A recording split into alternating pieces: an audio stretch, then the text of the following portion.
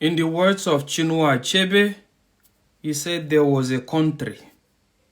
But if I'm to refine it in my own words, I will say there was never a country. There was just an arrangement of deception and propaganda.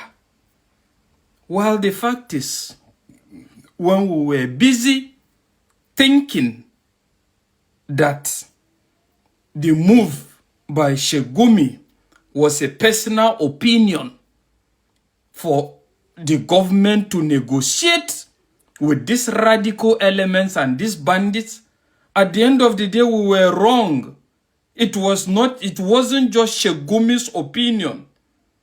It was a calculated agenda, and it was a grandstand of the North. As evidently, you can see what I've displayed here. The chairman of Arewa Consultative Forum urging Tinubu to negotiate with these radical elements, with these Fulani bandits. It doesn't just stop at negotiation, that they should equally be given money, just like the way they gave Niger Deltans money. So at the end of the day, you get to see that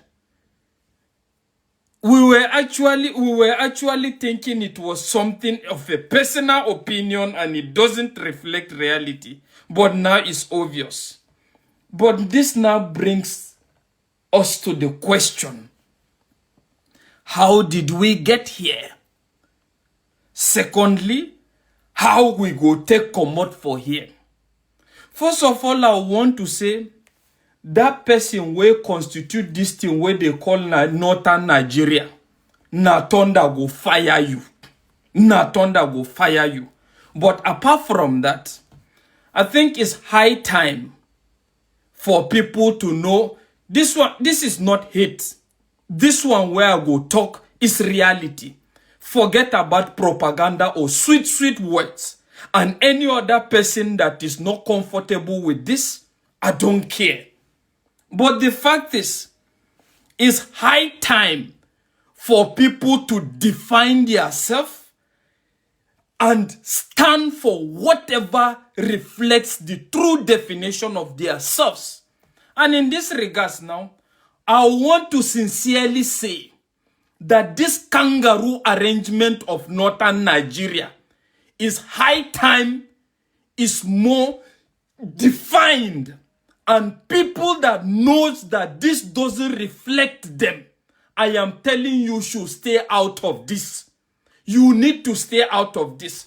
Talking about this now, I want to tell you that I am telling you sincerely, no, God, this Northern Nigeria, it no go stand like this again. I am telling you. And that is why I'm now wondering, where is the Middle Belt Forum in this regards?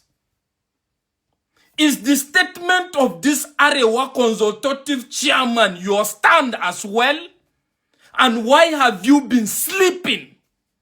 It's obvious now that no matter how you try to promote togetherness, I am telling you, there is nothing like togetherness. There are people in this country that have agenda and they are working towards that agenda. And it's evidently showing.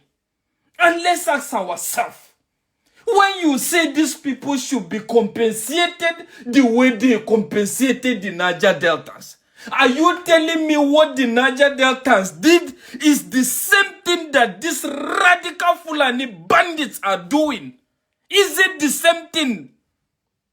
What were they fighting for in the Niger Delta? They were fighting for degradation of their land and marginalization, and the fact that despite that this part of the region contributes the #1 percentage, the highest percentage in regards revenue, they feel that they should be more considered. But now let's ask ourselves this question. What are these radical Fulani bandits fighting for? All of a sudden you wake up and you decide to start fighting each other, and you are now bringing flimsy excuses of the fact that the government have not sent you to school, there is poverty or whatever. Tell me that one entity that is the government that sent them to school. And tell me if there are no schools in the north, and why did they refuse to attend that? And when you are talking about poverty now, tell me what the northern politicians have done in that regard. And lastly, tell me what does the north brings to the table of the national economy. What do they bring? What are they bringing? Apart from radical religious ideologies and a lot of funny things. What are they bringing? Radical ideologies. At the end of the day, you say you ban alcohol, you are destroying alcohol, you go to Abuja, you shave from alcohol revenue, and at the end of the day, these same people you are calling Arna, they have oil that is now used to actually give you people allocation to go back and embezzle.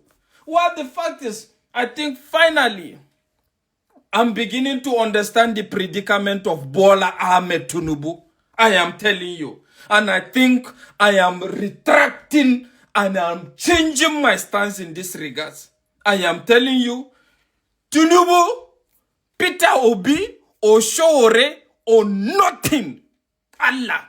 Tinubu, Peter Obi, Showore, or nothing. In short, the fact is, Tom, well, that is just it. Sincerely speaking. Because I'm beginning to now feel that this thing is not just all about even insurgency. It's all about even some elements are in this system that are trying to ensure that they discredit this man, as evidently shown with this man coming to make this kind of utterance. I am telling you, it's a calculated attempt. But by the grace of God, you brought Muslim ticket. We don't have a problem with that now. Tinubu must continue. If he can't continue, let it be another person, but not a northerner. Do whatever you feel like doing. I am telling you sincerely, nothing. Absolutely nothing. No northerner is smelling that seat. By God's grace, come the next election. Whether you like it or not. But go and still keep pampering bandits. Go and do whatever you feel like doing. And I'm telling this to also the minority in the north. This is high time for you to take a stand. And I'm equally telling this to the Niger Deltas, to the Igbos. Everybody should take a stand. Protect and defend that which you stand for. I am telling you. Even if